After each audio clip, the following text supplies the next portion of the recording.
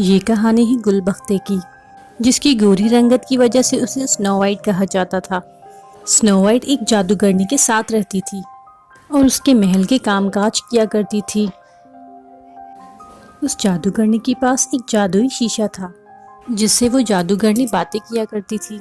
एक मर्तबा जादूगरनी उस शीशे से पूछती है कि इस दुनिया में सबसे हसीन कौन है? तो जादुई शीशा कहता है, आप हसीन हैं, लेकिन गुलबख्ते आपसे ज़्यादा हसीन हैं। अगले दिन जादूगरनी याशी ब्यूटी पार्लर चली जाती है, जहाँ से वो ब्यूटी के सारे ट्रीटमेंट्स लेती है और दोबारा शीशे से सवाल करती है। शीशा तब भी यही कहता है कि जितनी भी लेपापोती कर लो, लेकिन गुलबख्ते तुमसे ज़्यादा हसीन हैं। उसकी बात सुनकर जादूगरनी को गुस्सा आ जाता है और उसे मारने का प्लान बनाती है। जादूगरनी की बातें कोई सुन लेता है और स्नो वाइट को सब कुछ बता देता है। स्नो वाइट अपनी जान बचाने के लिए घने जंगल की ओर चल पड़ती है। जब जादूगरनी को मालूम होता है तो वो अपने आदमियों को उसके पीछे भेज देती है, लेकिन वो उन्हें कहीं नहीं मिलती। भागते भागते स्नो वाइट एक घर की जाने पहुंच जाती है। उस घर का दरवाज़ा खुला होता है, वो अंदर दाखिल हो जाती है। घर के अंदर हर चीज़ छोटी छोटी होती है। वो घर 7 बोनों का होता है। अंदर जब कोई नहीं होता तो वो एक बेड पर सो जाती है। जब बोने काम से वापस आते हैं तो उसे देखकर हैरान हो जाती है कि ये कौन है। जब उसकी आंख खुलती है तो सब उसके इर्द गिर्द जमा होते हैं। वो उन्हें देखकर हैरान हो जाती है। वो उनसे पूछते हैं कि तुम कौन हो। स्नो वाइट उन्हें अपनी सारी कहानी बयान कर देती है। बोनों को स्नो वाइट की कहानी सुनकर तरस आ जाता है। वो उसे अपने पास रख लेते हैं। अगले ही रोज़ वो बोने किसी काम से चले जाते हैं। स्नो वाइट घर के कामों में मसरूफ़ हो जाती है। घर के सारे कामकाज करती है।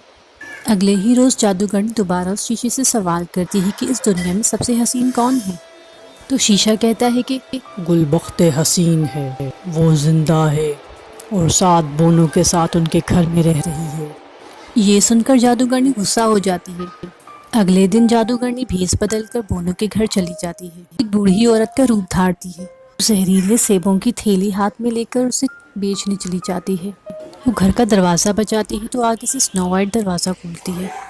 जादूगरनी स्नो वाइट से कहती है कि मैं बूढ़ी औरत से बेचती हूँ क्या तुम लोगी? स्नो वाइट कहती है, हाँ बिल्कुल, पहले मैं एक सेब चखूंगी, फिर उसके बाद लूँगी।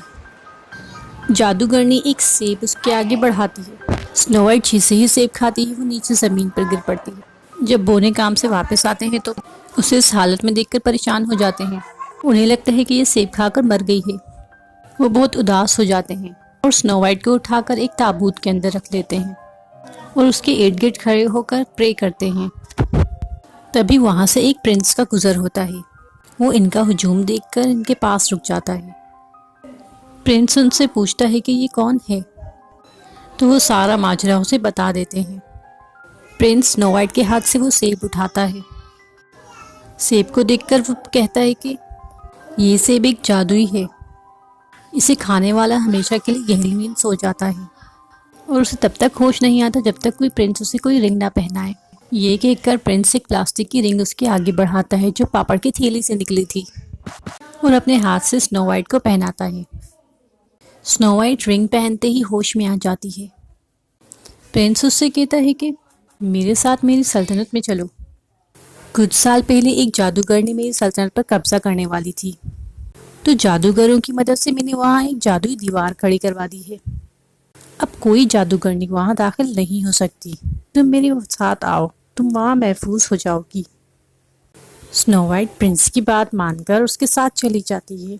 इसी के साथ कहानी का दी एंड हो जाता है।